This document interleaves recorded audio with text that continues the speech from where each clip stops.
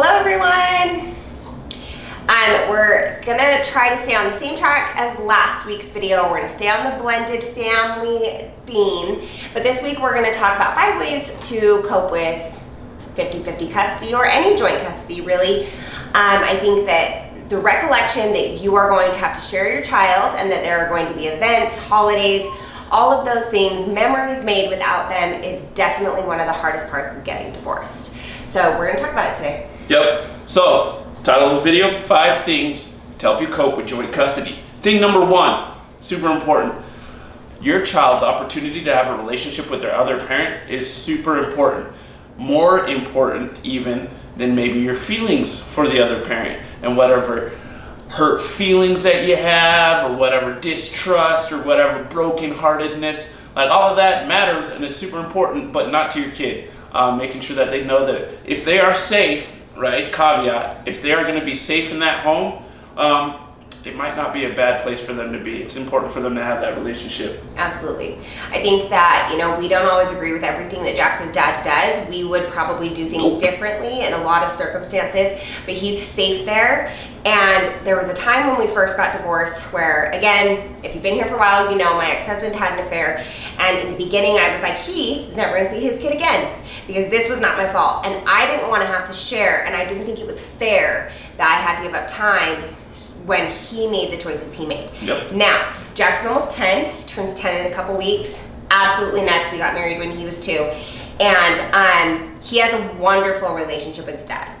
I don't have a relationship with his dad, but that's not what matters. So you have to be willing to put your child's potential relationship with their parent over the feelings that you carry from the divorce. So, number 2, when you're transitioning homes, one of the biggest things that made a difference for us was not saying things like, I'm really gonna miss you. I really wish that you didn't have to go.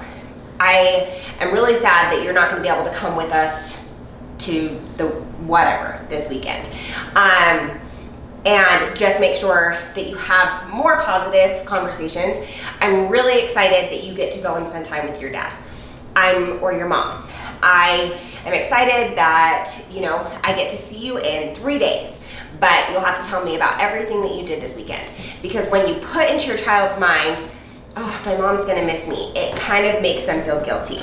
And that could potentially disrupt the time that they get to spend with their other parent. Yeah, transition days are terrible. They are a rough time, especially for younger kids. Not a good time. Don't make it harder on yourself. Your kid knows that you love him or her. They know that they're important. Don't make it that much harder. Let them go, get them excited, let it be a good time, and do your part to make sure that it's a positive experience. It's not gonna be every single time. I remember quite a few difficult ones, even where we played every card that we had in our hand correctly. But if you don't play your cards correctly, you'll just make yourself miserable, and you'll make the child miserable, and you're gonna make the other parent miserable, and nobody's gonna be happy. You're wasting your time. So it's hard, but it's important to facilitate a good relationship, and during that transition is the best bet for you to be able to do that. All right, tip number 3.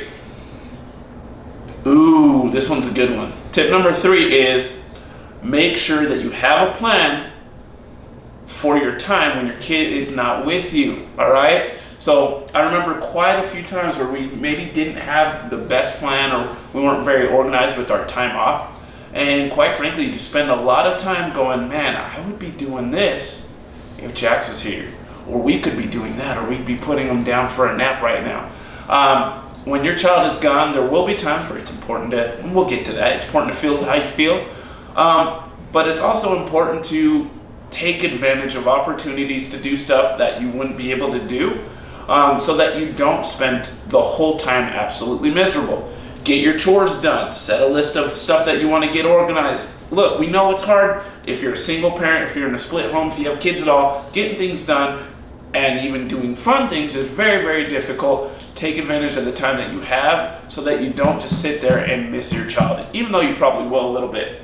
I remember that when I was single, it was ultra important. So right after my divorce, when I was just barely starting to try to adjust to time by myself, it was so critical that I knew what I was going to do at that time. It didn't always mean that I was going out to dinner or going out with my friends, nothing crazy all the time. But it did mean I knew I was gonna come home from work, go to the gym, eat dinner, catch up on my laundry, watch a movie. I had a plan and I knew what I was going to do at that time, so that I didn't say like, it would normally be his bedtime. I would normally be reading him a book.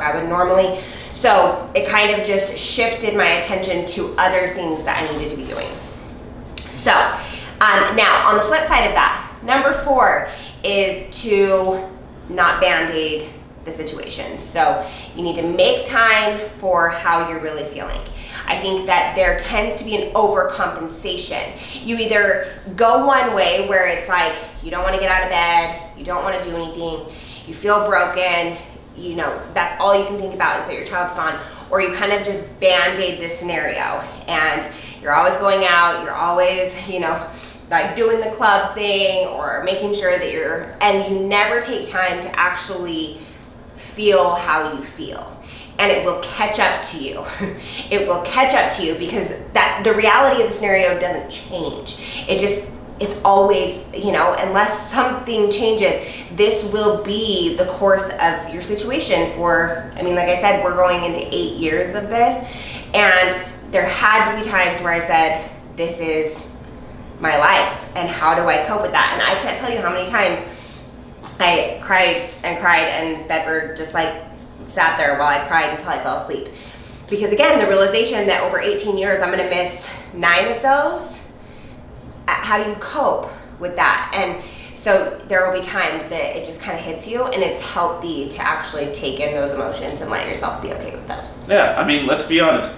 Missing your child's birthday or missing a Mother's or Father's Day, Christmas, all of that, it sucks. It is not a good time, it hurts. And it's appropriate to let it be difficult. It's appropriate to let it be rough. We don't need to fake like it's a great time. It's really, really not. Now, obviously, we can do things to make ourselves feel better, but it's appropriate to feel how you feel when you need to feel that way. Number 5. I think this is the most important. This one's super important. Come to terms that this is life and it needs to continue, all right? We're not going to say that it's not important, life needs to go on, but at the same time, you need to come to terms that it's going to be the way that things are unless you plan on fixing your broken relationship or mending that fence. And sometimes that's not the appropriate fix. So understanding and coming to terms that, hey, every other weekend is going to be different is something that we've had to do. And that means for our family specifically is we're still going to do things with our other kids. And we're still going to celebrate our birthdays, and we're going to celebrate holidays, and we're going to celebrate all the things that we possibly would normally celebrate, regardless of whether our oldest is there or not. Now, we would hope that they are there, and when we are able to, we make those plans so that Jax is with us. Look, we're not going to Disneyland without Jax.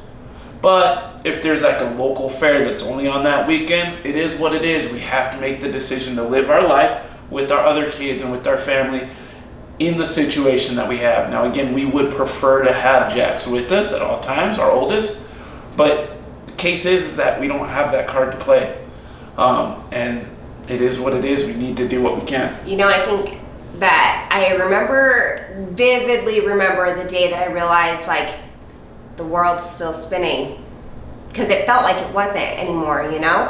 It was like he would leave and I just felt like it had frozen for me, but for everyone else it was still going. Life was still going. People were still going to work.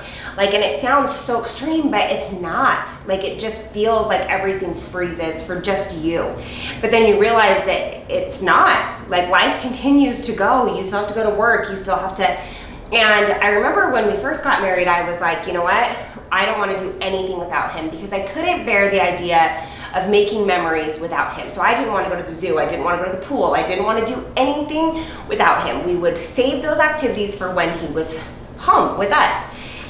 And I remember shortly after we had Riker, just the realization that I couldn't put Riker's life on hold because Jax wasn't here.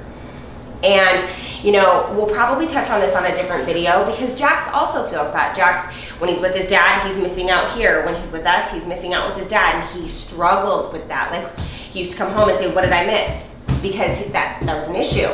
But I think that ultimately, at the end of the day, it is important for you to realize that every day you're still getting older. Every day your other kids are still growing up. And you cannot pause the rest of your life and wait until the right moment to be able to do the things that you should be doing with your life.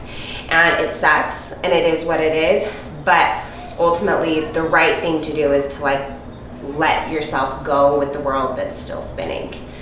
And I feel like that is much easier when you do have a plan, not only for the weekends that they're gone, but for the weekends that they're here.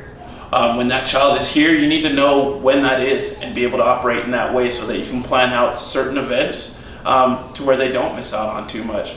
And then you also need to still have a plan when they're not, so that the world doesn't come to a screeching halt and everything stops and it's just a bad time for everybody. So, well, there you have it. Those are 5 things that we have found have helped us out quite a bit in navigating this whole joint custody thing. It's not the greatest, guys. It's not a good time, but some of us have found ourselves here, and we need to do those things to make the best of it.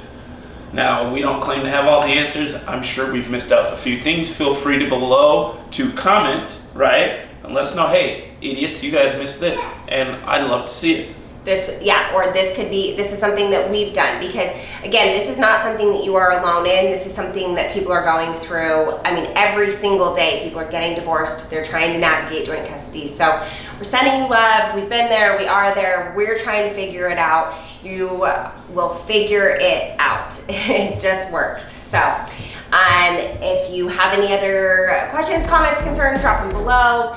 Like, share, subscribe. Yeah. All the things. Helps with the mathematics, the Google, YouTube algorithm. Do you know algorithm is just like a mathematical equation?